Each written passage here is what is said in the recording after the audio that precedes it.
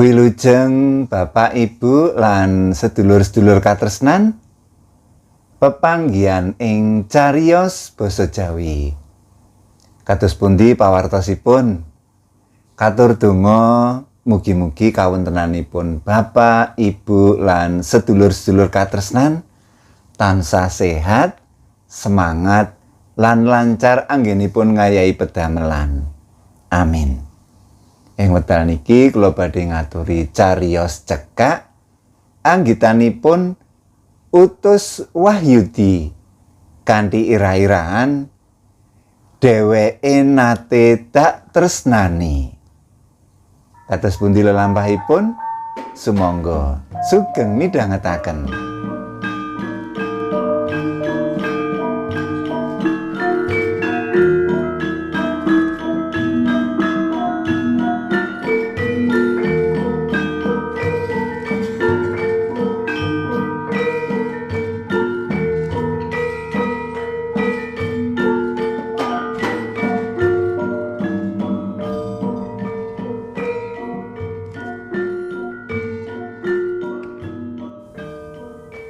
Karepku enggal bisa ngremake mripat. Awak lungkrah, perjalanan lagi oleh separo. Kamangka wis lumaku 5 jam suwene. Jaket tak tempelake kaca jendela bis kanggo sendenan sirah. Tas cilik tansah tak kekep. Angin wengi krasa atis. Rembulan durung wayahe tanggal. Apa meneh mendung gumandul ing dhuwur kono. Katon pating kerlip lampu saka omah-omah sadawaning dalan. Sauntara kuwi playune bising tak tumpaki sansaya banter miyak petenge wengi.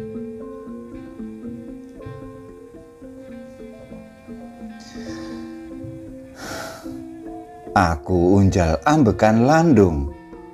Pikiranku nglangut ngaya-wara tekan ngendi-ngendi. Wewayangan iku bali gumawang meneh. Wewayangane Sri nalika dak temoni ing terminal mau. Sepatemon kuwi gawe kaget lan nelangsaning atiku. Gumun uga mesakake. Gene lelakonmu nganti bisa kaya ngono, Sri.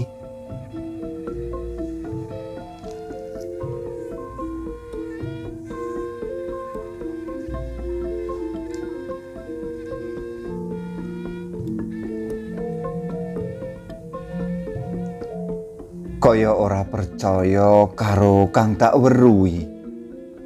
Wanita iku nganggo sandangan kumel, sandale jepit. Ing lengen kiwa lan tengen pating grembel gelang lan aksesoris liyane. Guyang-guyu dhewe tanpa mailu kahanan sakiwa tengene. Lenggat-lenggut jejogetan ing tengah keramaian terminal. Kabeh padha nguwasi. Malah kanggo guyonan kernet lan kondektur bis. Wong wadon kuwi cetha wis owah pikire. Wis ora waras meneh. Duh Gusti, aku ngelus dodo. Aku ora pangling karo wong wadon iku. Senajan sandangane rowak-rowek, rambuté gimbal, nanging saka sunar mripate isih katon yen dheweke iku duwe rupa ayu. Ya sunar mripatiku sing nate njiret atiku. Ing janggut ngisor tumempel andeng-andeng cilik sing ora tak panglingi.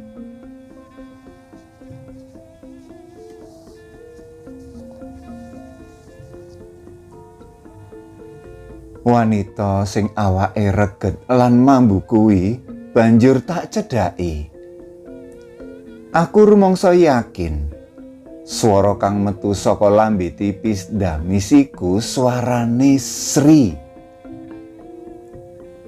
Dak sawang manter bandul kalung ing dadane. Liontin cilik kanthi huruf Y. Nuduhake yen dheweke pawongan kang nate tak tresnani. Kalung iku dak wenehake 6 taun kepungkur nalika aku isih nyambung tresna karo dheweke. Nanging kene yo kahananmu saiki memelas kaya ngene.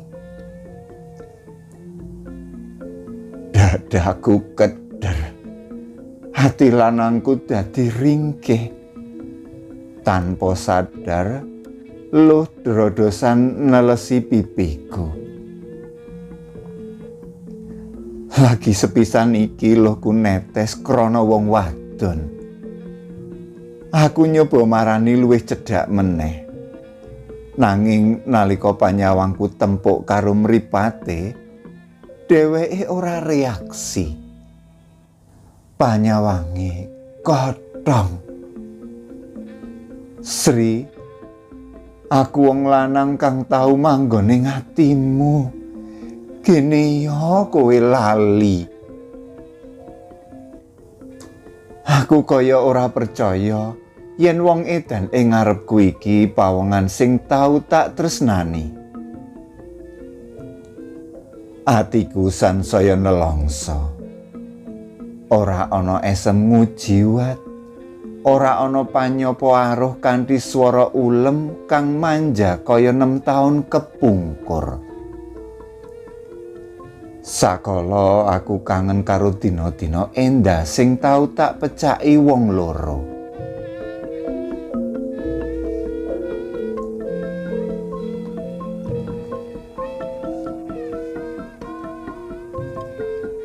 Wes suwe Sri, pitakonku nalika weruh dheweke kanthi sabar nunggu tekaku. Rapopo, pokoke sampean ora lali. Lali apane? Aku nyureng. Lali karo semayane dhewe. Nganti mengko maghrib sampean bakal tak anteni kok. Ora. Nganti kae lho. Srengenge jedul saka kulon, Mas Yudi tetep tak anteni. Semaure sareh sinambi buang esem. Rayu niye, ucapku karo jerit awit drijine nyiwel lengenku. Dina-dina endah bareng Sri tansah dadi pangeling-elingku. Pancen aku sering semayan karo Sri ing prapatan. Banjur mlaku-mlaku bareng. Aku seneng dheweke sugih omong. Cerita ngetuprus ngalor ngidul. Kapan Mas Yudi bosen ngrungokake ceritaku? Pitakone manja. Aku ora bakal waleh senajan nganti srengenge jedul saka kulon. Dheweke sewot ngerti yen tak terokake omongane.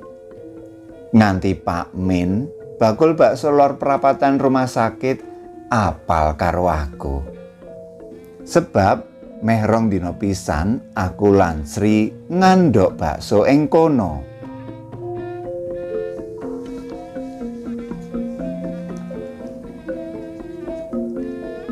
Nanging sawetara dina candhake tingkahe Sri ngane-nganehi. Dheweke ora gelem tak temoni meneh.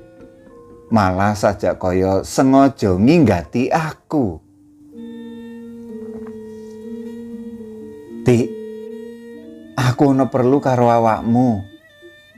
Aku nyegat lakune Tutik, kanca rakete Sri. Uga kanca sak kosan nalika dheweke mulih saka blanja. Perlu apa, Mas? Kowe ngerti Sri? Gene yo dheweke kok katon ngane-nganehi. Apa nesu karo aku? Sing dikarepake Mas Yudi ki ngane-ngane kepriye to? Ngene lho, Dik. Saiki Sri kok ora gelem tak temoni ki ana apa to? Kamangka aku ora rumangsa luput. Apa meneh nglarani atine? Apa dheweke durung kandha karo Mas Yudi? Kandha apa, Dik? Pitakonku adreng. Apa Mas Yudi bener-bener tresna tenan marang dheweke? Maksudmu?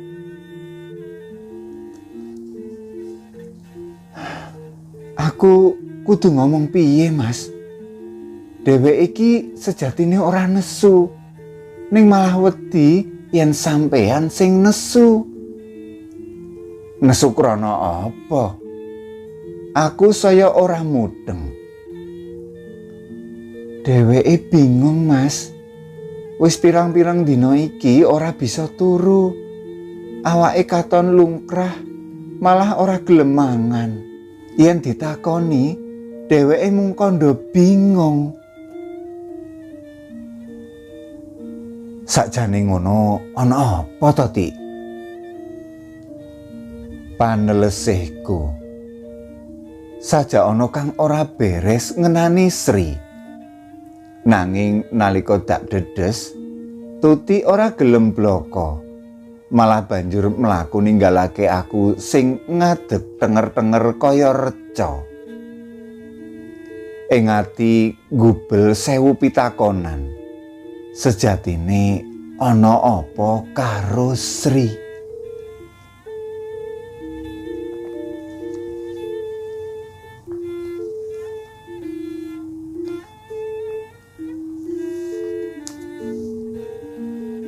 Ngarepake srengenge angslup, hawane manget-manget. Manuk-manuk gereja sesamberan ing antarane pang-pang akasia. Aku mlaku ing sauruting trotoar ngarep gedung serbaguna. Tratap. Panyawangku tumuju mobil putih. Saka jendela ngarep Sri mbuang esem, banjur mak klepat di gelandang mobiliku mlayu ngidul.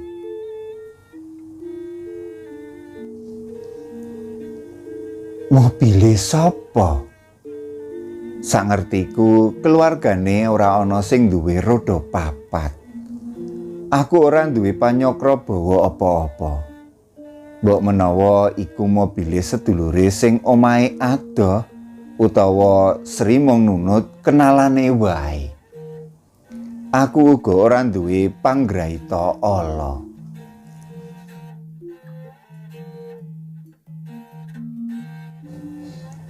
Nanging pungkasane aku entuk wangsulan saka kabeh cangkriman ngenani Sri. Kabar sing gawe panase ati. Anggone tansah nginggati sepatemon karo aku mau, jebul sesambunganku kelawan dheweke sasuwene iki ora disarujuki wong tuane. Jalaran Sri wis dijodohake karo priya pilihane ibune, calon mantu saka keluarga sugih. Aku wis bisa mbatang. Ora liya sing numpak mobil kepungkur kae mesti calon bojone Sri. Aku ngrumangsani yen dibandingake karo calone Sri sing sugih iku, aku iki dudu apa-apane. Aku nresnani Sri mung pawitan ati.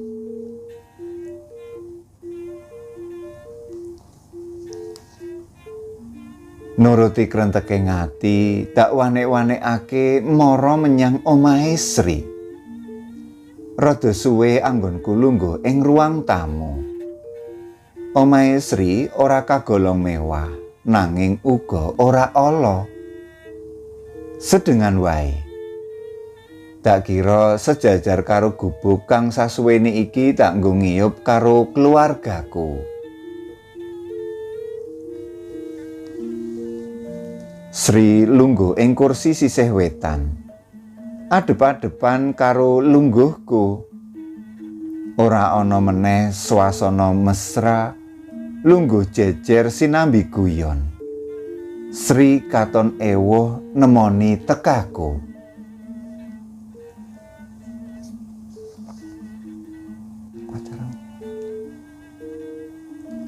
Sri, aku ora pengin bocah isih bayi pacar-pacaran wae. Apa kowe mengko gelem dingoni watu? Brak. Mak klepat ibune Sri banting lawang kanthi praupan jegadul. Sri mo nangis. Ora ana ukara kang kawetu. Uga ora nyoba mbelani aku ing sangarepe ibune. Lambene keder, sajak ana sing pengin diucapake, nanging sajak ora tekan.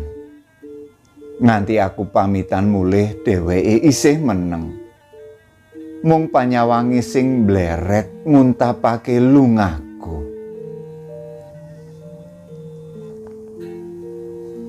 Tak kira pancen aku sing golek perkara. Wis ngerti ibune Sri ora seneng karo aku, kok isih nekat teka ing omahe. Mulih saka omahe Sri, pengangen-angenku musna. Tresna kang tansah dak rumat pranyata kudu kandhek tekan semene. Hatiku sumyur.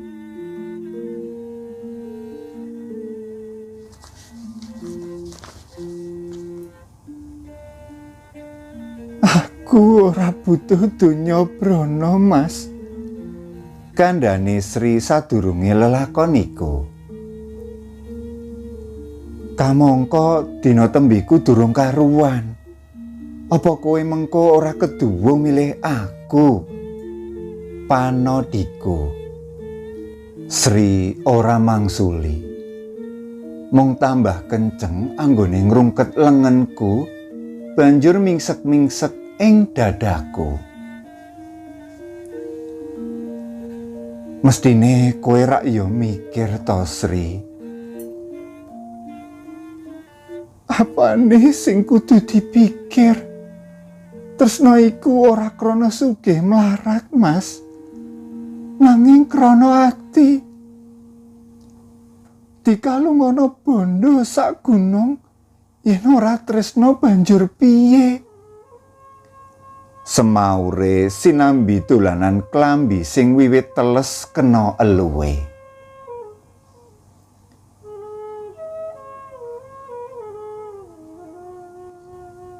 Sumilire angin segara gawe dolanan rambute sing ireng meles.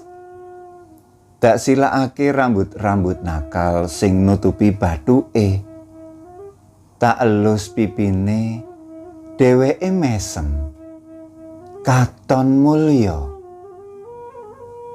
Jumlegur suarane ombak ngarasi watu-watu karang ing pesisir Pelang. Kabeh padha nyekseni yen dina iku dina kang banget mulya mungguhing aku lan dheweke.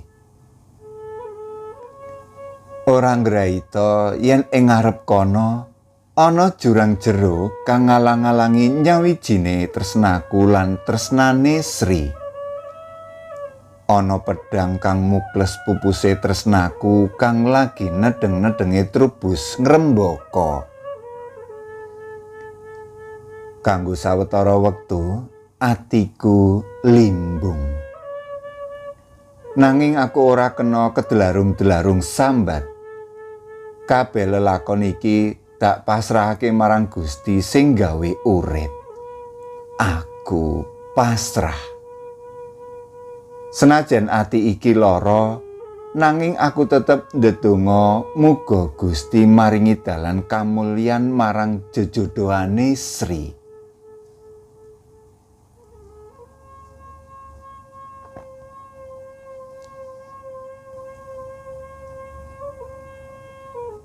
Jember terakhir, Terminal Tawang Wulan, Jember terakhir.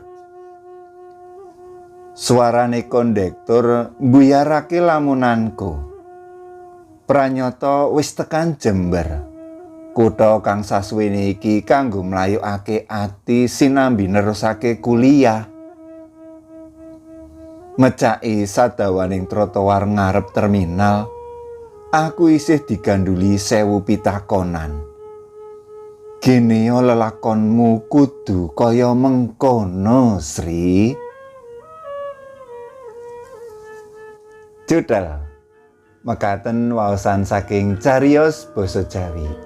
Mugi ndadosaken renaning penggalih. Cekap semanten kula nyuwun pamit. Matur nuwun.